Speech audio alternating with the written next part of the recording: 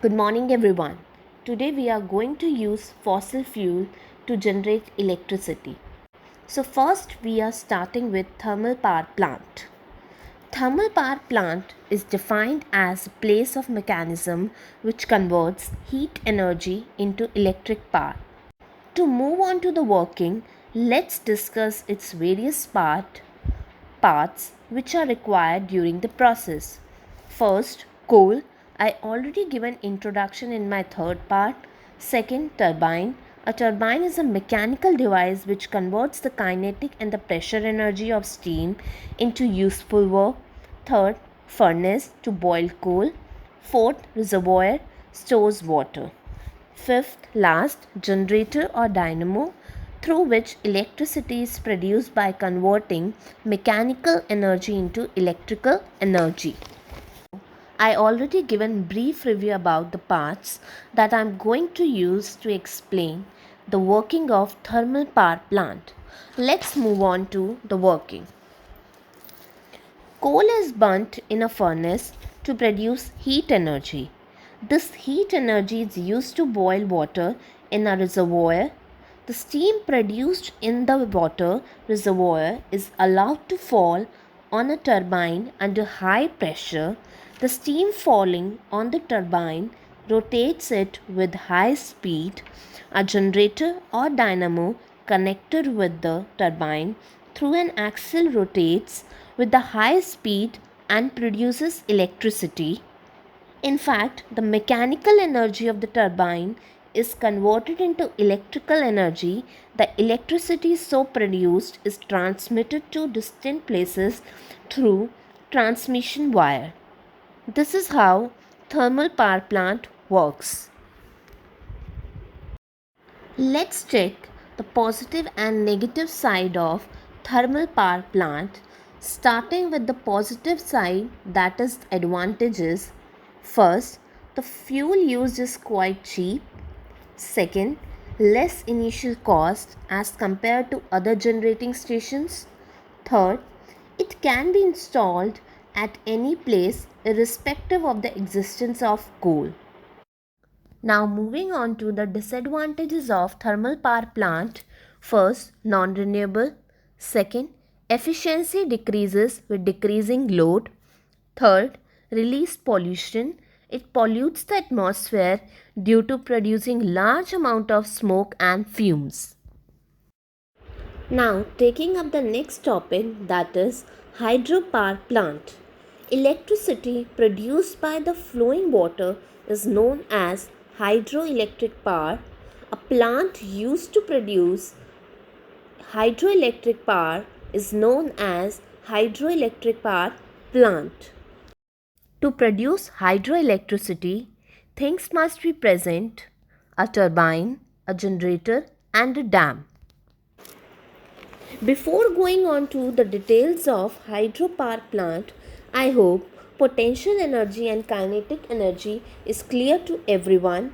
If in case it is not clear, I am recapitulating in brief.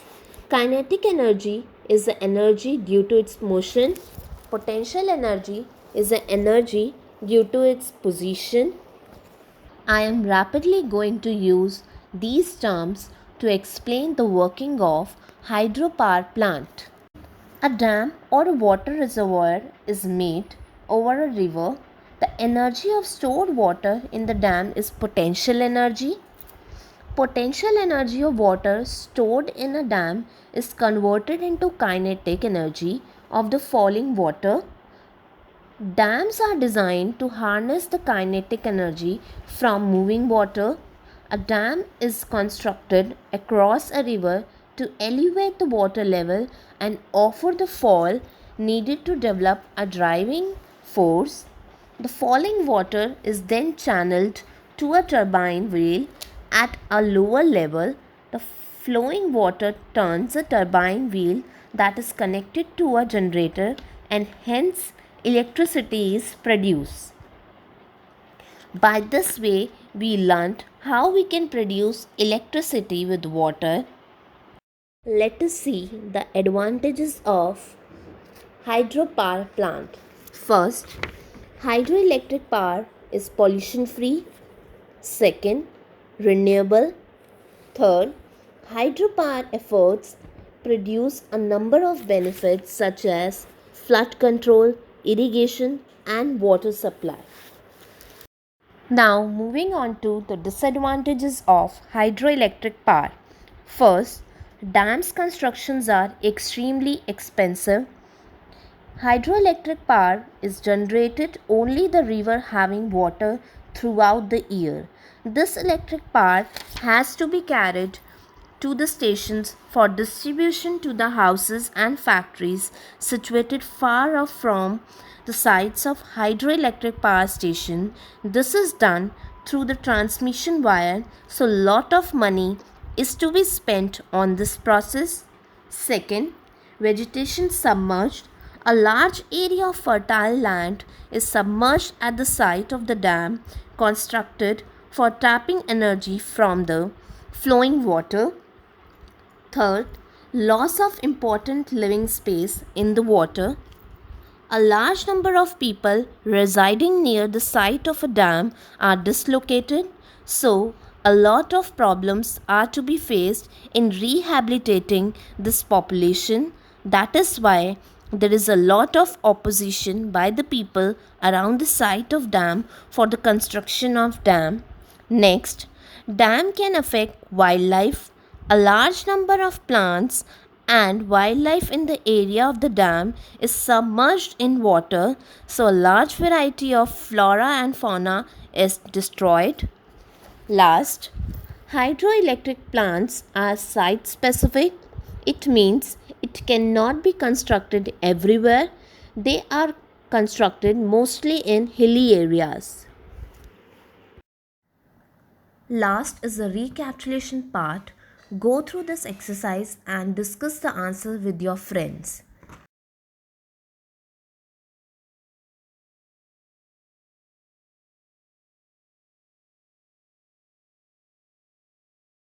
Thank you everyone for watching the video. Do not forget to subscribe for further updates.